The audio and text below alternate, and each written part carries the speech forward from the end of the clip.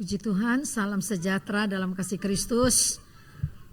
Senang sekali kita bisa berjumpa kembali ya di dalam rumah Tuhan. Biasanya kalau udah mendungnya gelap, udah pada takut keluar ya, macet di mana-mana. Tapi kita kalau udah tahu hari ibadah, kita mesti punya kekuatan, tekad.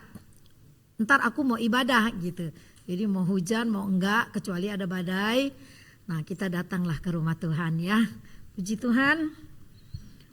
Kita mau dengarkan firman Tuhan pada sore hari ini. Kita belajar sedikit tentang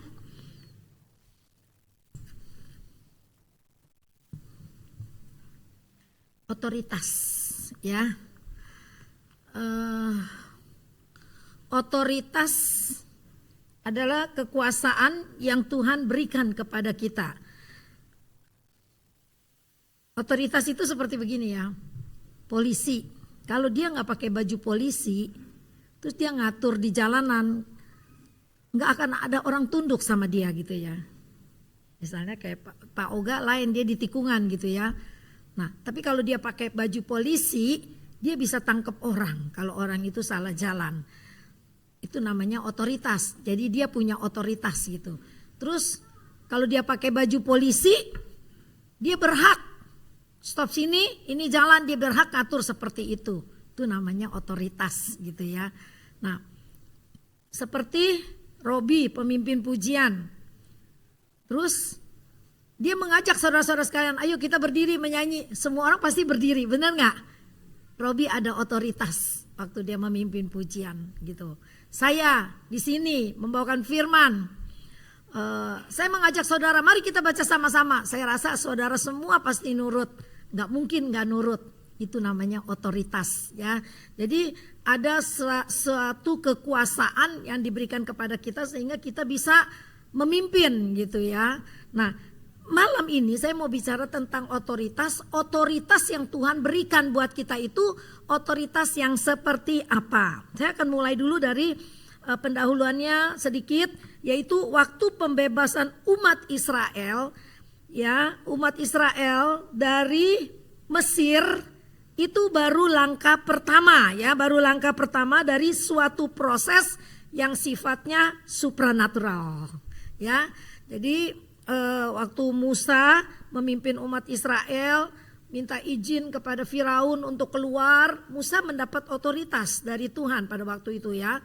Musa, kau kuutus pimpinlah bangsa Israel. Musa kan takut mula-mula kan, kalau Tuhan tidak besertaku, aku tidak mau berjalan, dia bilang gitu kan.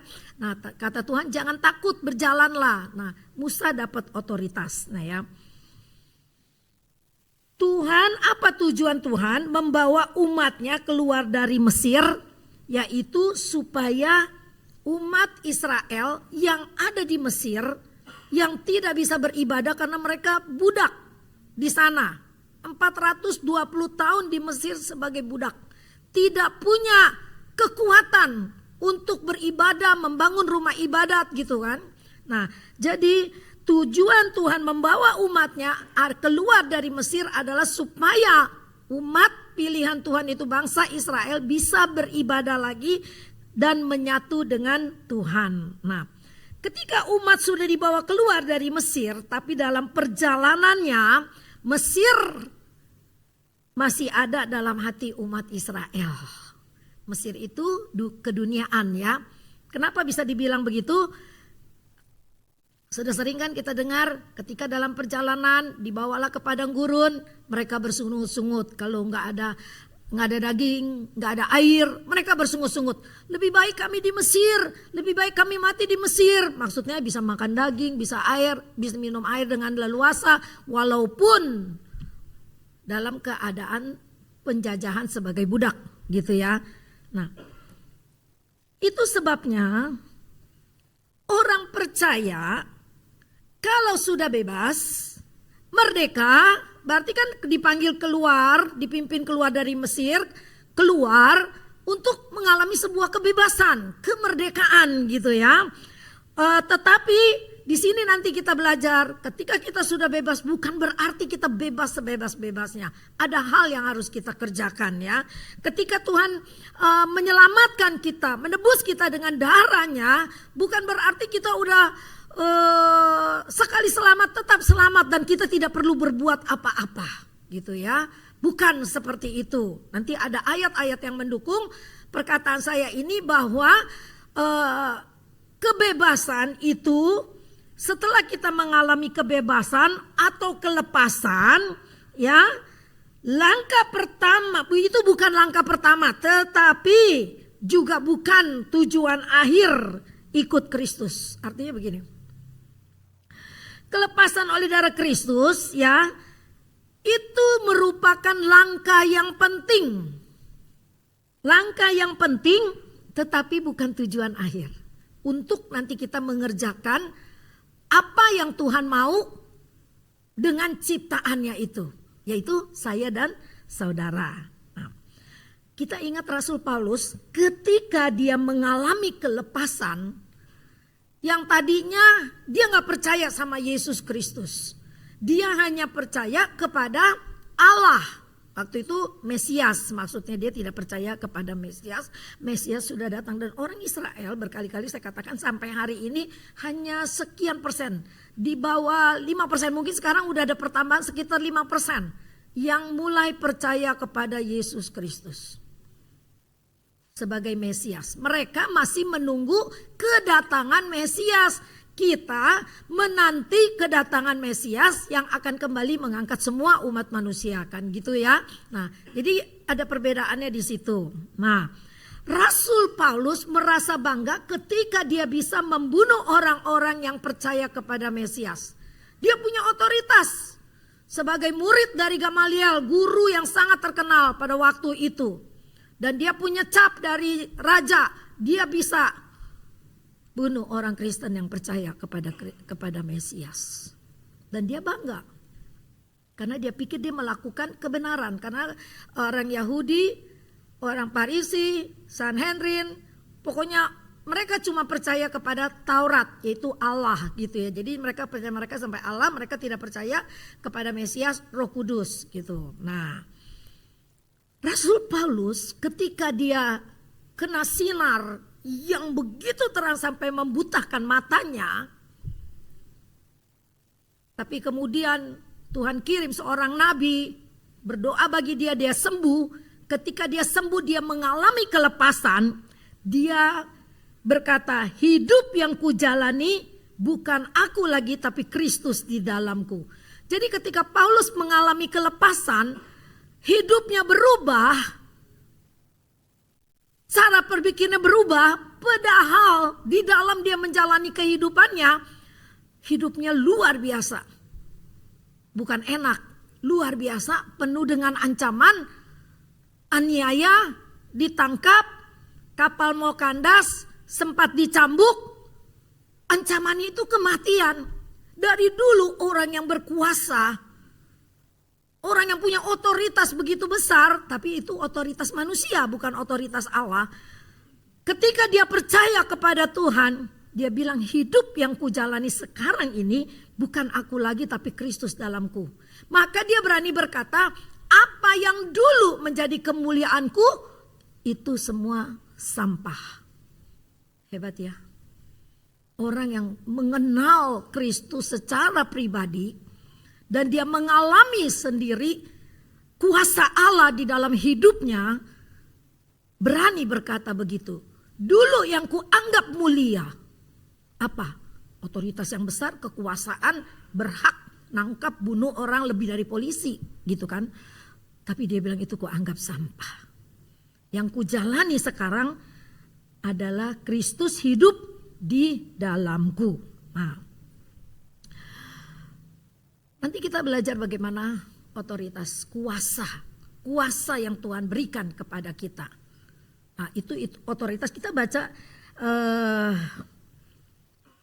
Kisah Para Rasul dulu ya. Kisah Para Rasul 3 ayat 21. Nanti Semi tolong tampilkan setiap ayat yang Tante Nila sebut ya. Nah, Roh Kudus pakai Rasul Paulus untuk menulis kitab perjanjian baru yang di antara 27 kitab perjanjian baru itu sebagian besar ditulis oleh Paulus ya. Dia punya pengalaman yang luar biasa. 2000 tahun yang lalu ditulis, tetapi nubuatan atau ayat-ayat yang Rasul Paulus itu masih relevan sampai sekarang. Itu masih berkuasa ayat-ayat itu bila kita imani dan kita jalani. Dia berkata begini, Kristus itu harus tinggal di sorga sampai waktu pemulihan segala sesuatu. Lihat, sampai waktu pemulihan segala sesuatu. Seperti yang difirmankan Allah dengan perantaraan nabi-nabinya yang kudus di zaman dulu. Jadi apa yang Nabi ucapkan di dalam perjanjian lama itu masih berlaku dan Yesus sendiri juga sering mengutip nubuatan Yesaya, nubuatan-nubuatan dalam perjanjian lama. Yesus dalam pelayanannya di muka bumi itu dia juga sering mengutip nubuatan-nubuatan itu. Dan ini Rasul Paulus juga berkata seperti yang difirmankan Allah dengan perantaraan nabi-nabinya yang kudus di zaman dulu. Nah, kita lihat ayat yang bagian A. Kristus itu harus tinggal di sorga sampai waktu pemulihan. Pemulihan apa? Yaitu pribadi kita harus dipulihkan. Gereja harus dipulihkan. Pikiran kita harus dipulihkan, rumah tangga kita harus dipulihkan. Semua dikatakan segala sesuatu harus dipulihkan. Baru nanti dia datang menjemput kita semua ya. Jadi kita tuh ke gereja bukan cuma datang duduk, kita orang Kristen memang harus datang gitu, bukan. Tapi kita punya langkah-langkah yang harus kita ikuti supaya pribadi kita ini semakin dipulihkan oleh Tuhan. Kita baca lagi di dalam Imamat 11 ayat 44, nanti kita lanjutkan dengan kita bandingkan dengan 1 Petrus 1 ayat 16. Imamat dulu. Imamat 11:44 dikatakan gini, sebab akulah Tuhan Allahmu, maka haruslah kamu menguduskan dirimu dan haruslah kamu kudus sebab aku ini kudus. Dan janganlah kamu menajiskan dirimu dengan setiap binatang yang mengeriap dan merayap di atas bumi. Kita bandingkan dengan 1 Petrus 1 ayat 16, haruslah kamu menguduskan dirimu, itu yang akan menjadi penekanan kita ya. 1 Petrus 1 ayat 16, Rasul Petrus menulis, sebab ada tertulis, kuduslah kamu sebab aku kudus. Jadi kekudusan itu ternyata bukan tambahan, bukan bonus. Tapi kekudusan itu adalah satu bagian yang penting, bagian yang utama, bagian yang sangat vital dari keselamatan. Tadi saya katakan, bukan berarti kita udah selamat, sekali selamat, selamat seterusnya. Nanti di dalam Ibrani kita lihat lagi. Filipi 1 ayat 12 kalau masalah, kerjakanlah keselamatan itu dengan takut dan gentar. Nah, ada nasihat-nasihat itu kalau kita diselamatkan. Nah, kenapa ini panduan untuk kita nanti menerima otoritas daripada Allah. Tentu kita mau dong memiliki otoritas dari Allah. Engkau berdoa, orang sakit sembuh. Engkau melayani, pengurapan Allah terjadi, orang diberkati, penuh Roh Kudus, ya, itu otoritas yang daripada Tuhan. Sedangkan kudus sendiri dalam bahasa Ibraninya adalah kodes, bahasa Yunaninya kados, artinya yang diasingkan, ya. Jadi orang yang dikuduskan dia akan dipisahkan dari orang-orang yang tidak kudus. Kita yang dikuduskan akan terpisah dari kehidupan yang tidak kudus. Nah, itu maksudnya ya. Ibrani 12 ayat 14.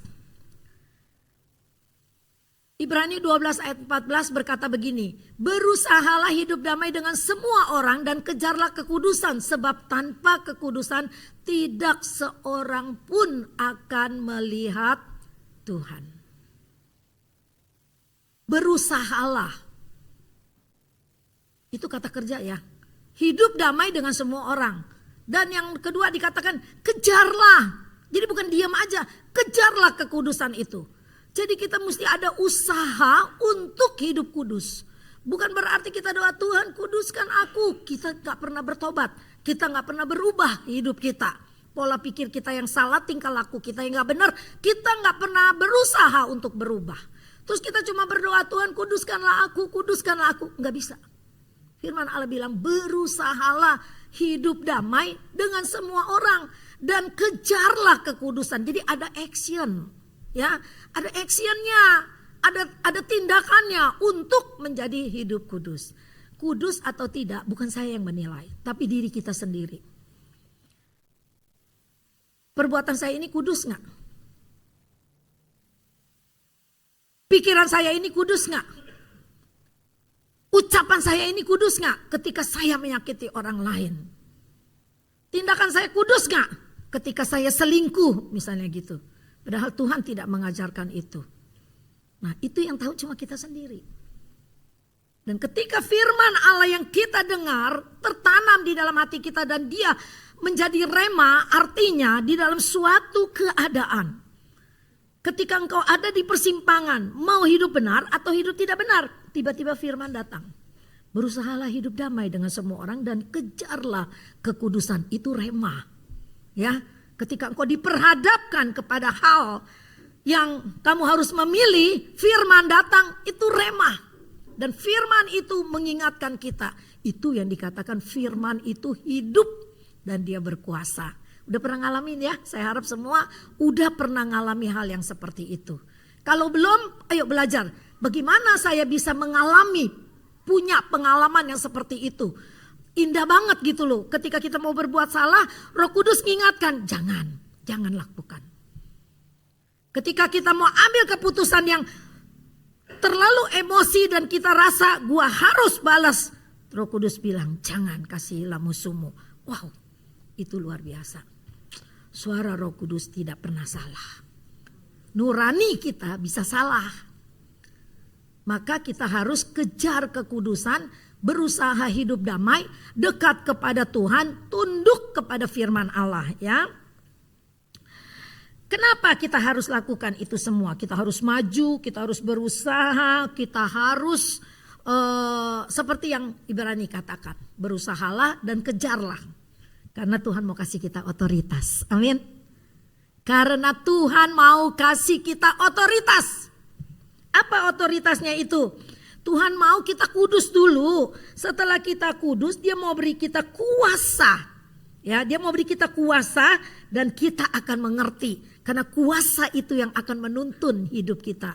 Ya, jadi perlu nggak kira-kira setelah dengar gini nih ya, pendahuluannya seperti ini, kira-kira perlu nggak sih otoritas itu? Otoritas itu kuasa. Perlu nggak kira-kira? Sangat perlu. Karena dengan kuasa yang Tuhan berikan kepada kita, kuasa itu akan menuntun kita. Yang tadinya kita nggak berani melayani, tapi kita tahu ada kuasa, ada otoritas yang Tuhan berikan kepada kita, kita bisa mampu melayani. Karena ada kuasa yang menuntun hidup kita, kita yang tadinya tidak berani untuk bersaksi kepada orang lain, kita jadi berani bersaksi. Itu otoritas. Dan ketika otoritas kuasa Tuhan ada pada kita, ketika kita berkata-kata aja ya, orang percaya dengan perkataan kita. Itu perkataan yang ada kuasa seperti itu. Jangan sampai kita berkata-kata orang bilang, jangan percaya, bohong. Bahaya ya. Kalau sampai begitu ya. Ketika kita ngomong ayo percaya sama Tuhan, jangan, aduh.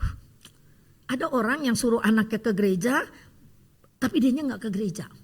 Ada orang yang suruh anaknya berdoa lu. Emang di sekolah minggu nggak diajarin. Tapi dia sendiri nggak pernah berdoa bapaknya atau emaknya gitu. Nah ini, itu perkataannya nanti tidak akan ada kuasa. Karena dia sendiri tidak melakukan firman. Nah anak yang melakukan firman nanti dia yang akan punya kuasa.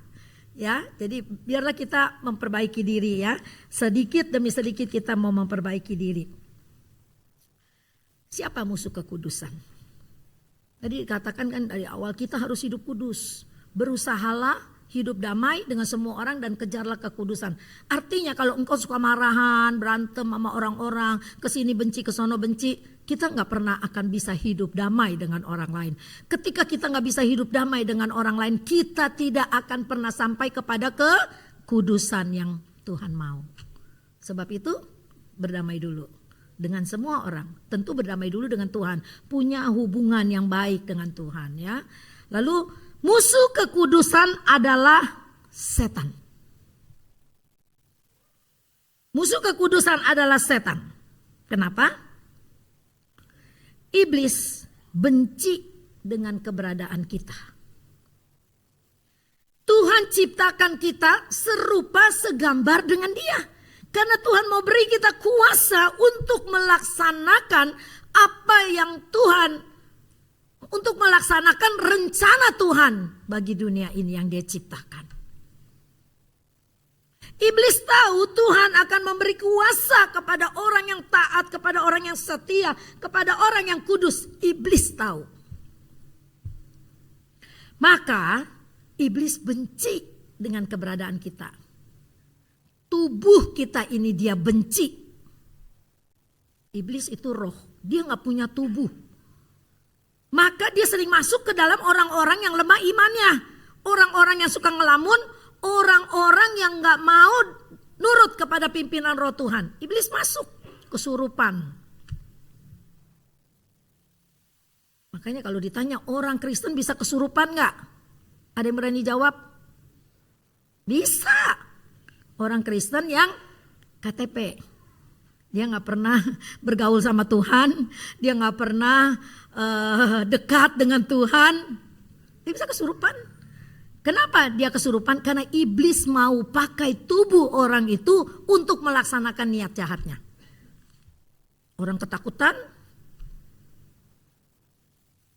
Ada. Saya besuk 3 minggu yang lalu. Itu mamanya cerita kepada saya begini. Tante, anak saya bisa ngelihat setan. Oh. Terus kamu senang? Enggak sih. Terus kamu takut? Enggak. Dia bilang begitu ya. Terus saya lihat setan nih. Ntar deket mana, katanya deket tangga itu ada setan, deket itu. Terus saya bilang gini ya, kamu jangan sering ditanya-tanya. Dulu ada kejadian, anak Sekina juga ya, ada 1 tahun udah pindah jauh sih ya, udah pindah ke Bekasi. Anak dia itu bisa ngelihat setan. Terus bapaknya cerita sama saya, Tante Nila, tolong doain dong. Dia sering bilang tuh ada nenek-nenek di tangga. Jadi adiknya takut, mamanya pada takut gitu loh. Takut gak saudara? Ketika dibilang, ntar lu turun situ di ujung ada nenek-nenek. Pasti takut ya, pasti pada turun sebelah sono nanti pulangnya. Ya. Saya juga dulu takut ya, gak munafik. Tapi setelah saya ngerti, saya yakin saya punya otoritas, saya ada kuasa, sambil jalan bilang dalam nama Yesus, dalam nama Yesus. Dia pergi, amin. Terus jangan saudara bilang gini, nih, di dalam gereja ada setan. Kalau Edis bilang apa? Setan ada di lubang hidung orang, gitu ya. Edis TV itu. Nah, di dalam gereja kira-kira ada setan nggak nih di sini nih? Siapa yang berani jawab? Ada setan nggak di sini? Oh nggak ada ya?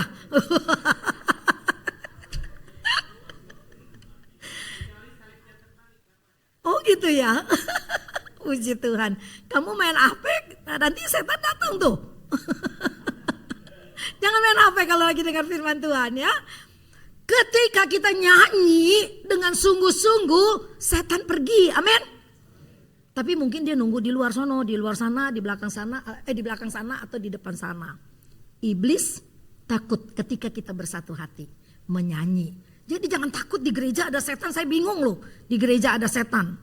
Kecuali lantai 4 kali nggak ada orang tinggal, bisa aja ada setannya di sono. Tapi dia nggak berani turun karena di sini banyak anak Tuhan yang bersatu hati berdoa.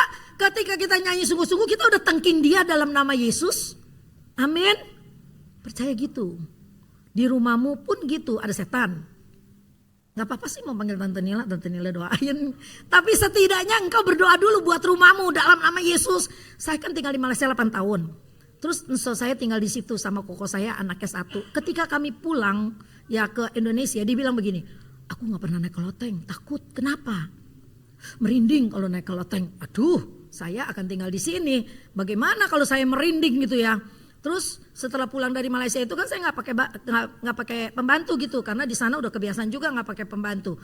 Jadi saya itu kalau habis nyuci kan mesti jemur di atas. Saya nggak demen jemur baju di halaman depan, saya nggak demen. Apalagi gantungin segitiga pengaman, apa kacamata yang gede-gede itu, saya nggak suka. Jadi ketika saya naik ke atas, merinding, naik. Terus saya nyanyi, darahnya amat kuasa, walaupun suaramu fales, kalau kamu nyanyi sungguh-sungguh iblis juga KO. Amin. Wis, hebat. Ya. Terus jangan bilang suara gue fales, gue gak mau nyanyi. Jangan. Iblis malah makin takut-takutin kamu. Setiap mau jemur baju ke atas saya naik. Darahnya amat kuasa, nyanyi sendiri aja padahal gak ada orang. Padahal sebetulnya itu bukan nyanyi untuk memuji Tuhan, untuk ngusir ketakutan. Jujur aja, saya nyanyi untuk ngusir ketakutan pada diri saya sendiri. Lakukan itu tiap hari, kira-kira udah hampir 2 minggu, hilang tuh, gak takut saya. Di rumah sendirian, mau naik ke atas, ke kamar pembantu kan di bawah tangga gitu kan, ada tangga ke atas, di bawah sini nih selalu gelap. Terus saya punya ide, terangin aja. Iblis paling suka kegelapan. Rumah jangan gelap-gelap, saya gak suka. Makanya saya kalau besuk ke rumah orang, mana tombol lampu nyalain. Kalau enggak, kalau saya tahu tombol di situ, saya klik. Bukan takut setan, saya gak suka gelap-gelap. Ya, terang. Anak-anak Tuhan itu terang, amin. Terang itu artinya hidupmu itu benar dan dilihat orang, itu namanya terang. Hidupmu benar dilihat orang, kau orang Kristen yang sungguh-sungguh, nah itulah terangmu memancar dan menerangi sekeliling kegelapan itu ya. Nah, terus iblis benci karena kita ini punya tubuh, jiwa, roh, sedangkan iblis hanya punya tubuh dan jiwa, pikiran gitu ya. Nah, satu-satunya bait yang dimiliki Tuhan di bumi ini di mana? Satu-satunya bait yang dimiliki oleh Tuhan di muka bumi ini di mana? Bukan di sorga ya. Di muka bumi ini adanya di mana? Ibu Esther udah jawab di tubuh. Karena Norton sakit dada atau mau jawab? Di mana Norton? Di hati kita. Oh, rupanya saya takutnya dia sakit dadanya. Satu-satunya bait Tuhan di muka bumi ini adalah di tubuh kita. Maka Rasul Paulus katakan 1 Korintus 3 ayat 16, bait, jagalah bait Allah, ini bait yang kudus itu diri kita.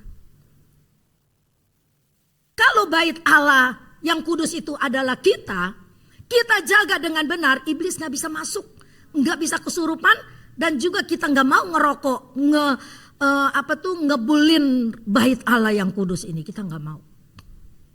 Kita mau jaga kekudusan itu, maka kita mau berusaha dan kita mau kejar kekudusan itu ya. Kenapa? Itu sebabnya kita diciptakan sepeta segambar dengan Allah.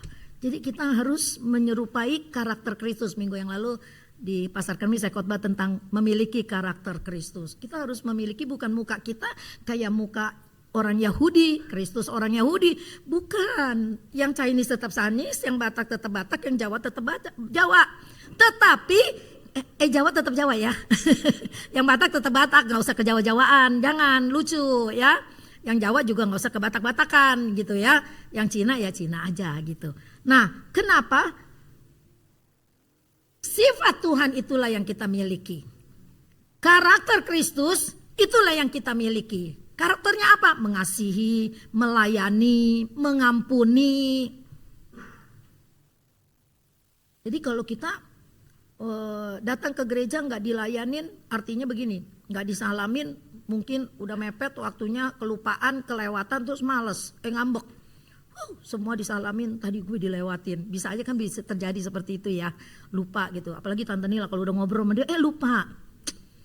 Tapi tidak bermaksud sengaja gitu ya. Jadi kita punya kita tanamkan hal-hal yang positif. Dia pasti nggak sengaja, saya tahu kok orangnya kayak apa gitu kan ya. Jadi itu selalu membuat hati kita damai gitu ya. Iblis benci karena dia tidak punya tubuh, jadi dia nggak punya hak untuk berada di bumi ini. Ya, dia nggak punya hak untuk berada di bumi ini.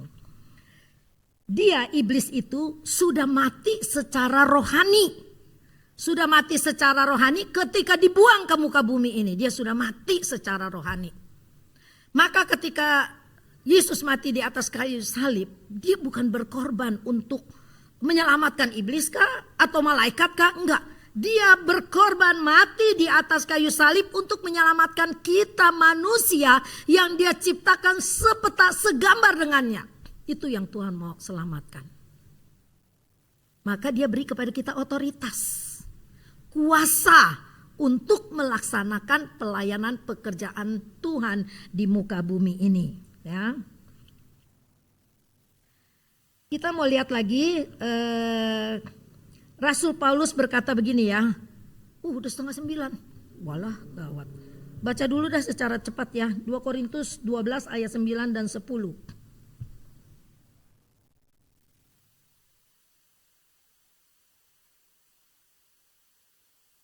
Ini ketika Rasul Paulus berdoa kepada Tuhan, ada duri yang dia rasakan hidupnya tuh ada duri. Ada satu penyakit yang tidak sembuh-sembuh dan dia berdoa udah 3 kali tapi Tuhan tidak jawab doanya dengan kesembuhan. Tapi Tuhan jawab begini, cukuplah kasih karuniaku bagimu sebab justru dalam kelemahanlah kuasaku menjadi sempurna. Sebab itu terlebih suka aku bermegah atas kelemahanku supaya kuasa Kristus turun menaungi aku. Karena itu aku senang dan rela di dalam kelemahan. Wow, ini tingkat rohaninya udah tingkat dewa deh ya. Aku senang dan rela dalam kelemahan. Jarang orang yang berani bilang begitu. Kebanyakan yang orang bilang ada, masa gue mesti hidup susah terus? Nah ini kita manusia ya. Di dalam siksaan, di dalam kesukaran, di dalam penganiayaan dan kesesakan oleh karena Kristus. Sebab jika aku lemah maka aku kuat. Untuk kita mendapat kuasa seperti yang Rasul Paulus alami, ini gak gampang loh. Ini betul-betul dia udah mengalami pencobaan bertubi-tubi dalam hidupnya. Tapi dalam pencobaan itu dia bersyukur dan dia tidak menyerah. Dia tetap memuliakan Tuhan. Nah orang yang seperti itulah yang baru bisa berkata, jika aku lemah maka aku kuat. Terus tadi ayat sebelumnya dikatakan di dalam kelemahanmu Paulus. Sepertinya gitu kalau Tuhan berkata ya, kuasaku menjadi sempurna. Firman Tuhan malam ini cuma mau mengajak kita. Saya tahu banyak yang mengalami kesusahan. Saya tahu banyak yang mengalami kesesakan. Saya juga punya kesesakan. Saya juga punya pergumulan. Saya juga punya tangisan. Tapi mari kita ambil ayat-ayat ini untuk jadi kekuatan kita. Tuhan, aku mau bermegah di dalam kelemahanku. Karena kesusahan karena Kristus. Bukan kesusahan karena kita nipu orang mau ditangkap. Tuhan tolong saya. Jangan sampai saya ketangkep polisi Tuhan. Didengar gak doanya sama Tuhan? Kagak, kata Tuhan, malah ntar lagi lu ditangkap karena lu salah. Kalau gak ditangkap lu gak sadar gitu kan ya. Jadi hidup yang benar, doa yang benar, itu yang dijawab oleh Tuhan. Amin. Doanya jangan salah. Puji Tuhan.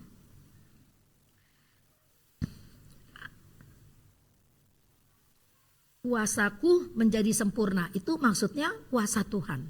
Bukannya kuasa Rasul Paulus. Kuasa Tuhan, kuasa Roh Kudus. Dia menjadi sempurna di dalam orang yang mau bermegah. Di dalam kelemahannya ya. Yesus tidak berperang langsung dengan iblis. Seperti di TV, film-film action begitu. Bukan, tapi dia pakai saya dan saudara. Kita diberi kuasa, dia pakai saudara dan saudara untuk melawan si iblis. Amin. Maka iblis itu paling takut sama kuasa darah Yesus. Jadi ketika kita nyanyi, darahnya amat kuasa. Saya gak suka lu nyanyi gitu. Darahnya amat kuasa. Aduh. Saya lu pribadi saya gak tahu kalau saudara seneng nyanyinya lembut. Tapi kalau mau nyanyi darahnya amat kuasa itu harus kuat. Harus kuat, mesti ada tekanan-tekanan. Iblis itu takut sama darah Yesus. Karena darah itu darah yang sangat suci dan maha suci. Dan darah itu yang bisa mengalahkan dan membuat iblis takut ya.